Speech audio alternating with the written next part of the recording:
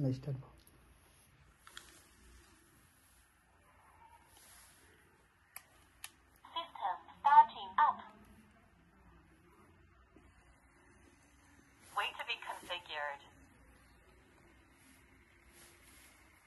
यसरी अटोमेटिक आउँछ अनि हामीले चाहिँ यहाँनिर पहिला 2.5G कनेक्सन गर्नु पर्यो हामीले यहाँनिर हाम्रो मोबाइलको वाइफाई यदि 5G कनेक्सन छ भने 2.5G मा राख्नु पर्यो फेरि यता ब्याक जानु पर्यो एपमा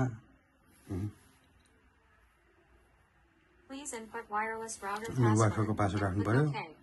1 2 3 4 5 6 7 8 9 0 हाम्रो वाइफाईको पासवर्ड हो ट्यागको के चाहिँ हेरेर हाल्नु पर्यो पासवर्ड चाहिँ चेक गर्नु पर्यो मिस्टेक हुनु हुँदैन अनि ओके गर्ने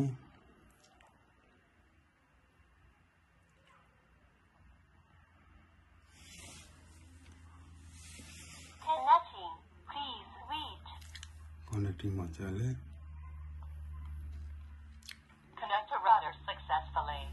कनेक्टिङ सक्सेसफुली भन्यो अब हामीले कुन नाम राख्ने नाम राखे हुन्छ अब मैले लिभिङ रुम गरेँ अनि यो त जे राख्ने हुन्छ अब हेरेर गर्नुपर्ने हुन्छ फेरि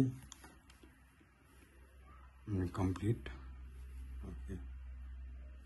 यहाँबाट चाहिँ हामीले हेर्न मिल्छ यस्तो राम्रो छ यसको क्वालिटी फुल एचडी पनि राख्न मिल्छ फुल एचडी गर्दा अझै राम्रो हुन्छ